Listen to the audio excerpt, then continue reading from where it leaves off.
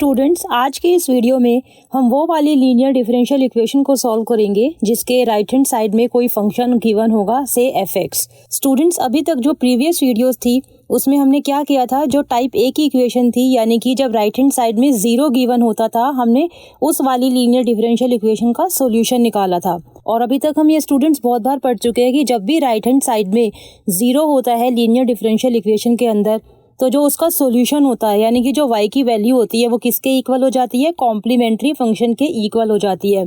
और complementary function कैसे निकालते हैं, ये हमने लेक्चर 2, लेक्चर 3, लेक्चर 4, लेक्चर 5 में बहुत अच्छे से डिटेल में पढ़ा है हर केस के लिए। तो आज की इस वीडियो में हम ये सीखेंगे कि जब भी राइट हैंड साइड में कोई फंक्शन f(x) गिवन होता है, कोई x का कोई फंक्शन गिवन है, तो उस केस में जो सॉल्यूशन होता है, यानी कि जो y की वैल्यू होती है, वो किसके इक्वल होती है। तो स्टूडेंट्स, जब भी हमारे पास राइट हैंड साइड में कोई फंक्शन गिवन होगा x का, तो उस केस के अंदर जो सॉल्यूशन यानी कि जो y की वैल्यू होती है वो किसके इक्वल हो जाती है, कॉम्प्लीमेंट्री फंक्शन।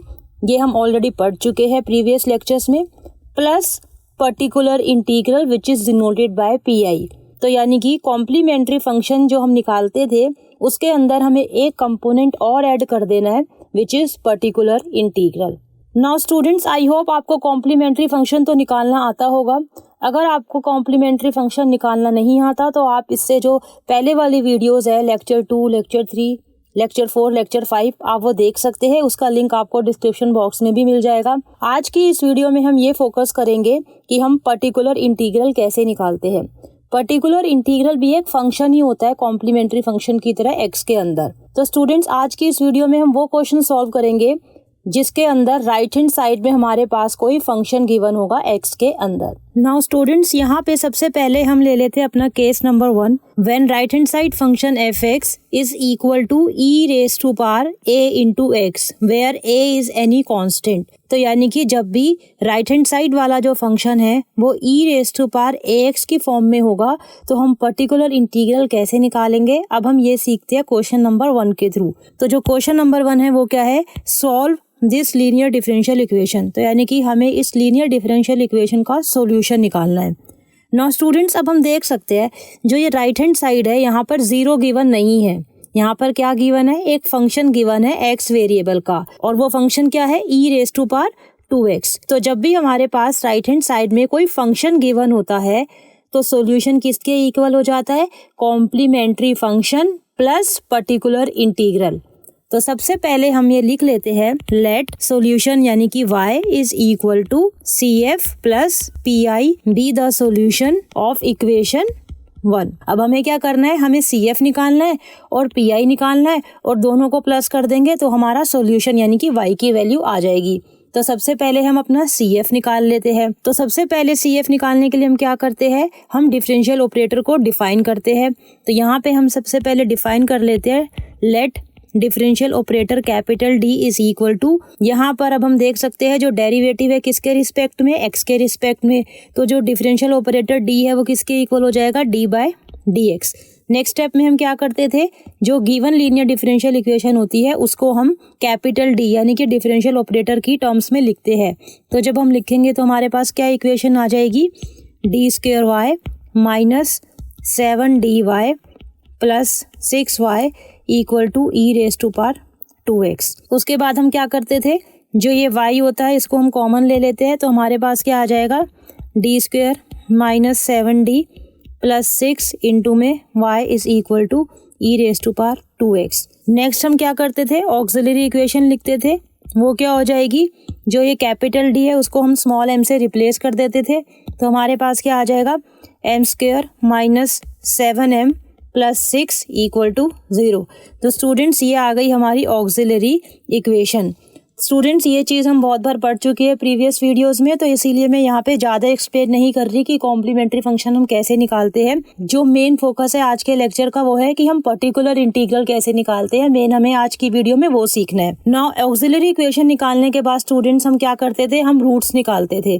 तो ये क्या है, एक क्वाड्रेटिक इक्वेशन है, हमें इसके रूट्स निकालने हैं। हम क्या करेंगे, मिडल टर्म को स्प्लिट कर देंगे। तो हमारे पास क्या आ जाएगा, m² minus 6m minus m plus 6 equal to 0। तो यहाँ से हमारे पास आ जाएगा m, हम कॉमन ले लेंगे, then we have m minus 6 then -1 common लेंगे तो m-6 equal to 0, m-1 into में m-6 इक्वल टू 0। तो यहाँ से जो m की वैल्यू है, जो m1 की वैल्यू है वो क्या आ जाएगी, यहाँ से इस वाले फैक्टर से 1, तो ये हमारा फर्स्ट रूट आ गया। और जो m2 है वो क्या आ जाएगा, इस वाले फैक्टर से जो सेकंड रूट की वैल्यू आएगी वो क्या आ जाएगी 6, तो m2 क्या आ गया 6।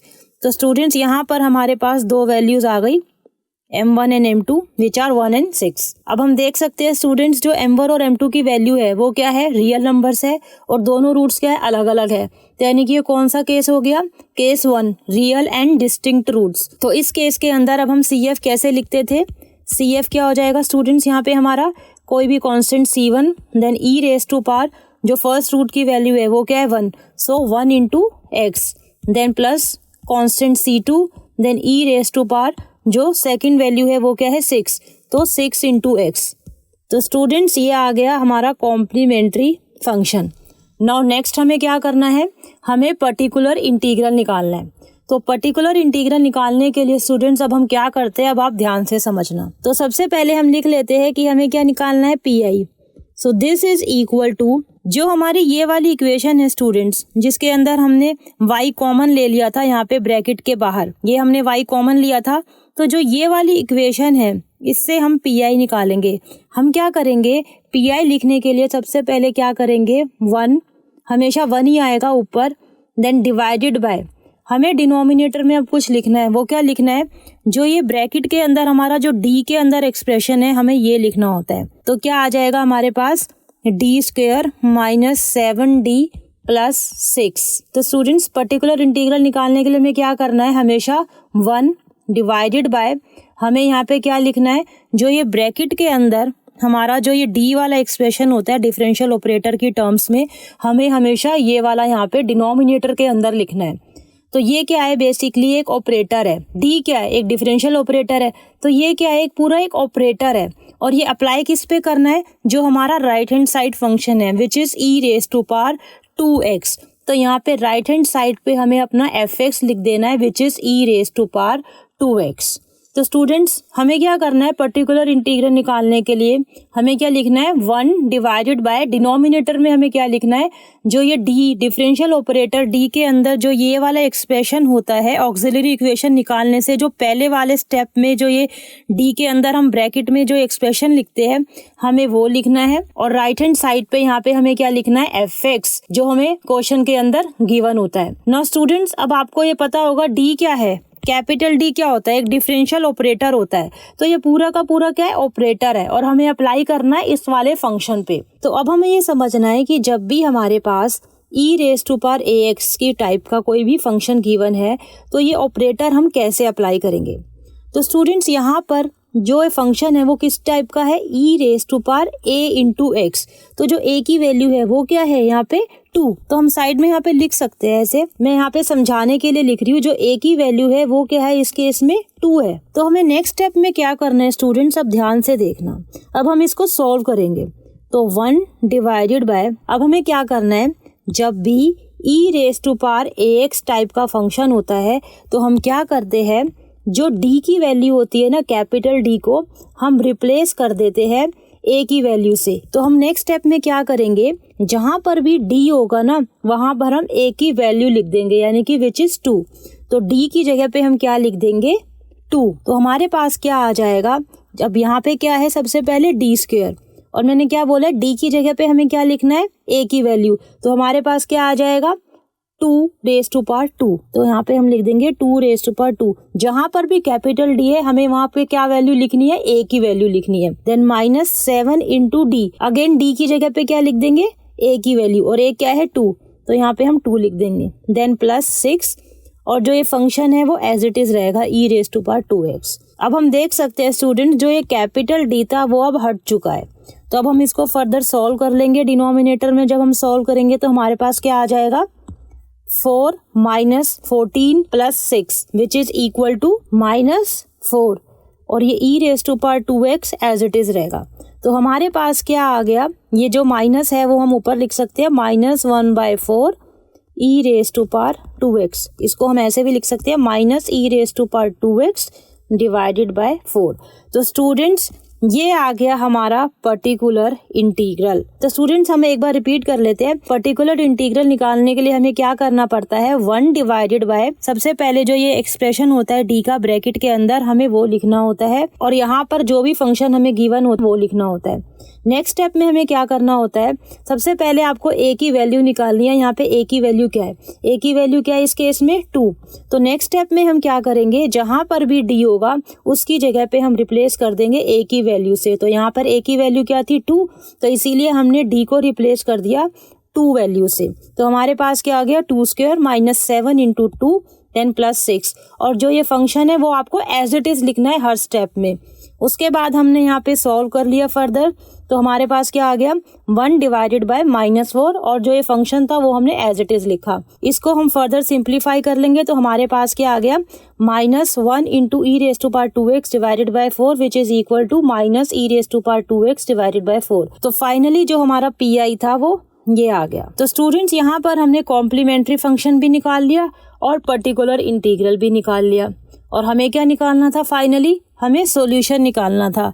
और वो सॉल्यूशन यानी कि जो y की वैल्यू है वो किसके इक्वल थी, CF प्लस PI। तो हम क्या करेंगे, कॉम्प्लीमेंट्री फंक्शन को यानी कि इसको क्या कर देंगे, प्लस कर देंगे इसके साथ, तो हमारा सॉल्यूशन आ जाएगा। तो एंड में हम कैसे लिखेंगे अब वो हम देखते हैं। तो स्टूडेंट्स अब हम ऐसे लिख सकते हैं, solution is y is equal to, सबसे पहले अब हम CF की वैल्यू लिख देते हैं ये वाली। तो हमारे पास क्या आ जाएगा C1 e⁻x then plus C2 e⁻6x then plus PI किसके इक्वल आया है, minus of e⁻² divided by 4। तो हमारे पास क्या आ जाएगा -e⁻² डिवाइडेड बाय 4। ये हमने प्लस कर दिया तो ये किसके इक्वल आ गया, y is equal to C1 e⁻x plus C2 e⁻6x then bracket open करेंगे तो माइनस का साइन आ जाएगा देन e⁻² डिवाइडेड बाय 4। तो स्टूडेंट्स ये आ गया हमारा final solution for the given linear differential equation 1। I hope students ये क्वेश्चन आपको समझ में आ गया होगा। अब हम करते हैं question number 2। Now students next is question number 2। We have to find the solution for this linear differential equation. अब हम देख सकते हैं जो राइट हैंड साइड है वो 0 के इक्वल नहीं है, यहाँ पर कोई फंक्शन गिवन है x का। तो जो सॉल्यूशन होगा वो किसके इक्वल हो जाएगा, complementary function plus particular integral. तो सबसे पहले अब हम लिख देते हैं let solution that is y is equal to CF plus PI be the solution of equation 1। इसको हम 1 से रीनेम कर देते हैं। अब हमें क्या करना है, हमें सबसे पहले कॉम्प्लीमेंट्री फंक्शन निकालना है। तो उसके लिए क्या करेंगे, हम जो डिफरेंशियल ऑपरेटर है कैपिटल D उसको डिफाइन कर देंगे। वो किसके इक्वल हो जाएगा, d बाय dx के। अब हम नेक्स्ट क्या करेंगे, जो ये लीनियर डिफरेंशियल इक्वेशन है इसको हम कैपिटल D यानी कि डिफरेंशियल ऑपरेटर की टर्म्स में लिखेंगे। तो हमारे पास क्या आ जाएगा d² plus 4dy then plus 3y is equal to e⁻³ next we have d² plus 4d then plus 3 bracket के बाहर हम y लिख देंगे is equal to e⁻³ next हमें क्या करना है, हमें ऑक्सिलरी इक्वेशन निकालनी है सबसे पहले। तो जो ऑक्सिलरी इक्वेशन है वो किसके इक्वल आ जाएगी स्टूडेंट्स, जो ये कैपिटल D होता है इसको हम स्मॉल m से रिप्लेस कर देते हैं। तो हमारे पास आ जाएगा m² plus 4m plus 3 equal to 0। तो स्टूडेंट्स ये आ गई हमारी ऑक्सिलरी इक्वेशन। नेक्स्ट हमें क्या करना है, हमें ऑक्सिलरी इक्वेशन के रूट्स निकालने हैं। ये एक क्वाड्रेटिक इक्वेशन है स्टूडेंट्स, तो हम क्या करेंगे, स्प्लिट मेथड से हम रूट्स निकाल सकते हैं इस केस के अंदर। तो हमारे पास क्या आ जाएगा m² plus 3m plus m plus 3 equal to 0। Then we have m into में m प्लस 3 देन 1 कॉमन ले लेंगे तो m plus 3 equal to 0। Then we have m plus 1 into में m प्लस 3 इक्वल टू 0। तो जो दो m की values है, जो दो रूट्स है वो किसके इक्वल आ गए, जो m1 की वैल्यू है वो किसके इक्वल आ जाएगी -1 और जो m2 की वैल्यू है वो किसके इक्वल आ जाएगी -3। तो स्टूडेंट्स ये दो हमारे रूट्स आ गए, m1 इज इक्वल टू -1 और m2 इज इक्वल टू -3। अब हम देख सकते हैं ये दोनों वैल्यूज क्या है, रियल वैल्यूज है और डिस्टिंक्ट भी है। तो कौन सा केस हो गया, case number 1, real and distinct roots. तो इसके लिए अब हमें क्या लिखना है, कॉम्प्लीमेंट्री फंक्शन। तो वो किसके इक्वल हो जाएगा, C1 constant C1 then e⁻, जो फर्स्ट रूट की वैल्यू है वो क्या है -1, तो -1 इंटू में x which is -x then plus कोई दूसरा कांस्टेंट C2 देन e⁻, जो सेकंड रूट की वैल्यू है वो क्या है -3, तो -3 इंटू में x। तो ये आ गया स्टूडेंट्स हमारा कॉम्प्लीमेंट्री फंक्शन। अब हमें क्या निकालना है, पर्टिकुलर इंटीग्रल। अब हम देखते हैं कि अब हम पर्टिकुलर इंटीग्रल कैसे निकालते हैं इस केस के अंदर।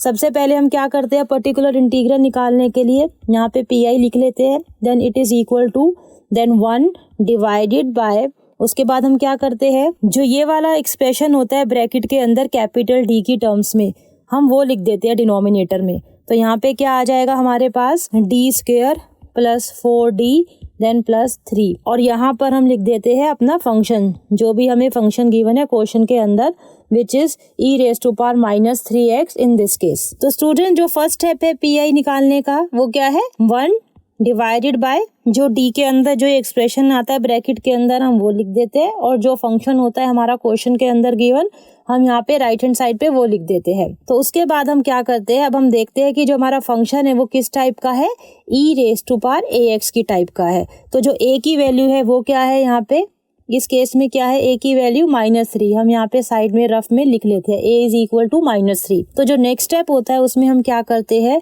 जहां पर भी कैपिटल D होता है डिनोमिनेटर में, उसको हम रिप्लेस कर देते हैं a की वैल्यू से। तो यहाँ पर a की वैल्यू क्या है, -3, तो हम d की जगह पे क्या लिख देंगे, -3 नेक्स्ट स्टेप में। तो हम नेक्स्ट स्टेप में क्या करेंगे, जहां पर भी d है वहां पर हम लिख देंगे -3। तो यहाँ पे सबसे पहले क्या आ जाएगा, -3 का होल स्क्वायर। तो हम यहाँ पे लिख देते हैं -3 का होल स्क्वायर। जहाँ पर भी d है वहाँ पे हमें क्या लिखना है, -3, देन 4 इंटू में -3 देन +3, और ये जो फंक्शन है वो हम एज इट इज लिख देंगे। उसके बाद हम क्या करेंगे, इसको सॉल्व करेंगे डिनोमिनेटर में। तो क्या आ जाएगा, 9 - 12 + 3, और जो ये फंक्शन है वो हम एज इट इज लिख देंगे। नाउ स्टूडेंट्स अब हम देख सकते हैं जो हमारा डिनोमिनेटर है इस केस के अंदर वो किसके इक्वल हो गया, 9 - 12 + 3, दिस इज 0। हमारा क्या आ गया, डिनोमिनेटर में 0 आ गया, पर डिनोमिनेटर में तो कभी 0 आ ही नहीं सकता, क्योंकि डिनोमिनेटर में 0 होगा तो वो तो अनडिफाइंड नंबर हो जाएगा स्टूडेंट्स। तो अब हम क्या करें, तो यानी कि जो ये मेथड है वो फेल हो गया है। तो स्टूडेंट्स अब बहुत ही ध्यान से सुनना, जब भी हमारा फंक्शन f(x) की वैल्यू e⁻ax होती है तो सबसे पहले हमें क्या करना होता है, a की वैल्यू निकालते हैं हम रफ में, और नेक्स्ट स्टेप में हम क्या कर देते हैं, जहां पर भी d होता है वहां पर हम a की वैल्यू से रिप्लेस कर देते हैं। अगर हमारा डिनोमिनेटर में 0 नहीं आता है, जैसे अभी क्वेश्चन नंबर 1 में 0 नहीं आया था, तो इसलिए वही हमारा पर्टिकुलर इंटीग्रल हो जाएगा। लेकिन अगर हमारा डिनोमिनेटर में 0 आ गया तो डिनोमिनेटर में तो 0 आ नहीं सकता, वो तो फिर इन्फिनिटी हो जाएगा।